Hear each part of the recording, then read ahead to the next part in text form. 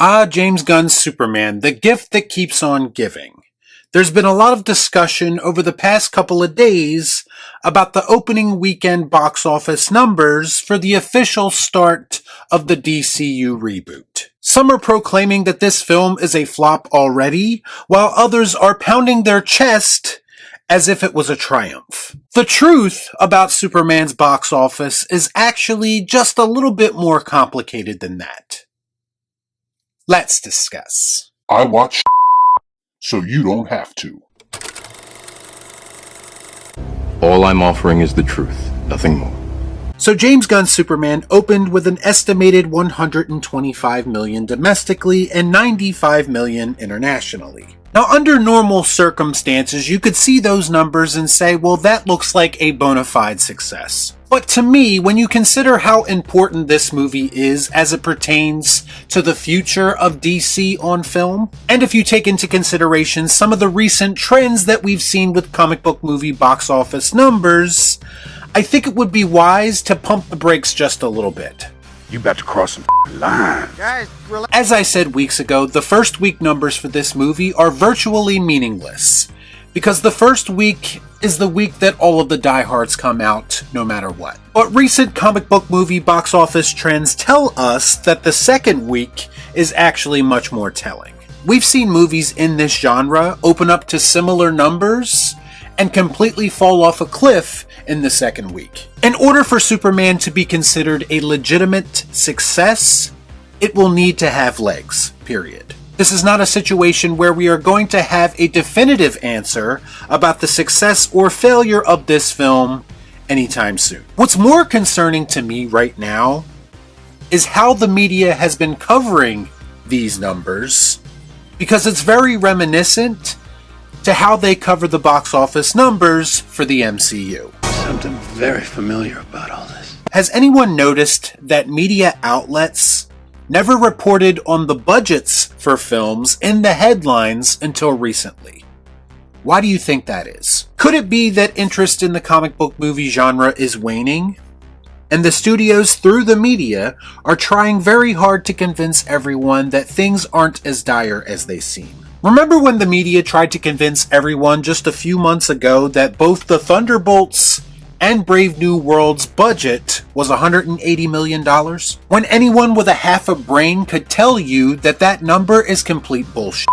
It was nothing but spin. Rather than taking accountability for potentially killing interest in their brand, they are trying to manipulate everyone into thinking that everything is alright.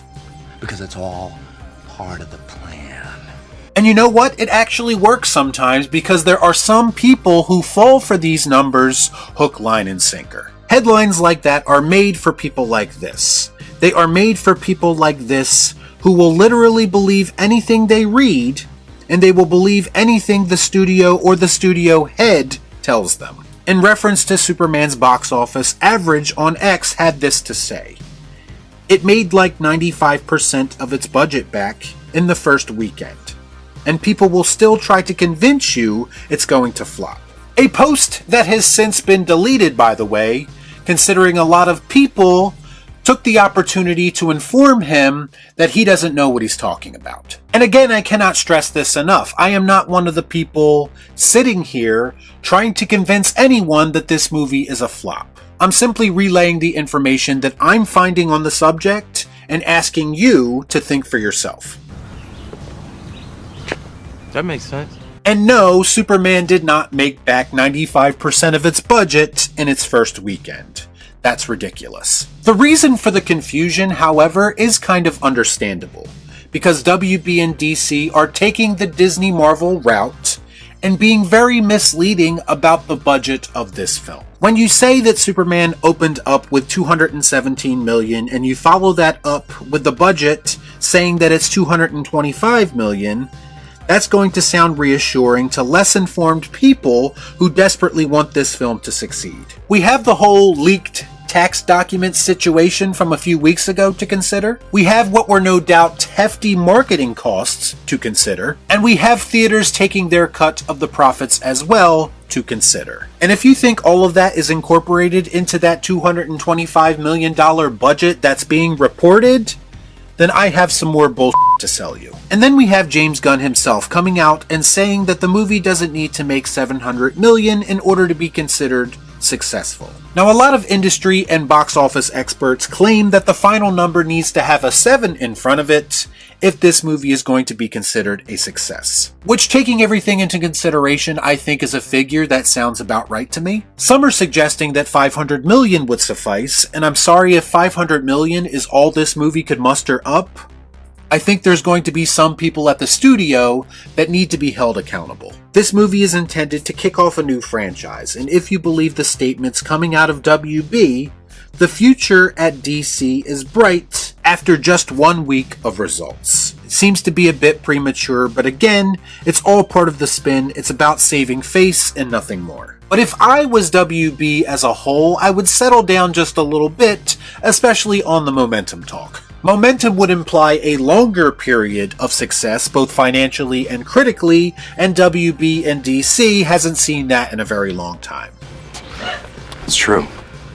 We also have the issue of this film's box office constantly being compared to the Man of Steel box office. The media is kind of running with the narrative that this Superman movie is far and away a bigger success than Man of Steel, something that has kind of been proven to be not true. For instance, Superman had a $122 million domestic opening, while Man of Steel had a $128 million opening weekend domestically, if you are taking into consideration the Thursday previews for both films. So I ran a little social experiment to see not only how well the inevitable triggered individuals can read, but also to see if they could put their bias aside long enough to see things for what they truly are, and sadly, they mostly failed at both. I said in an X post, quote, WB rebooted just to get basically the same outcome. Less domestically, actually. What was the point?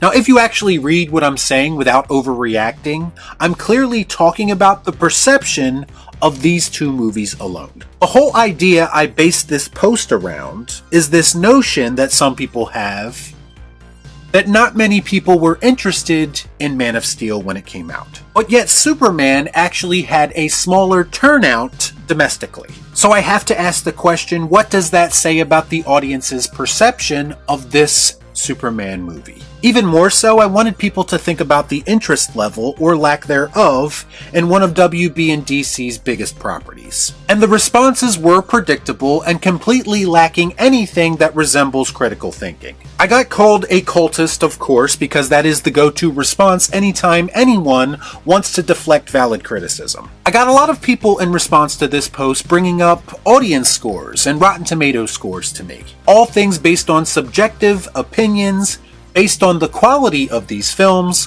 which is irrelevant when we're talking about how much these movies made. If you notice in the post, I didn't say anything in regards to the quality of either film. But fanboys, being who they are always going to react emotionally for reasons that I will never understand. The truth is that there is no correlation between box office and the scores that this film receives. The cinema score was the only online metric that really had a proven connection to box office performance, but even that was blown out of the water recently with movies like Thunderbolts. Box office is a good gauge of interest in a film, but it is not a good gauge of quality. And that's something people don't seem to understand. What was really going on here is it seemed like people took the opportunity to completely ignore my question, just so they can inject their own personal feelings about the previous movies in the DCEU.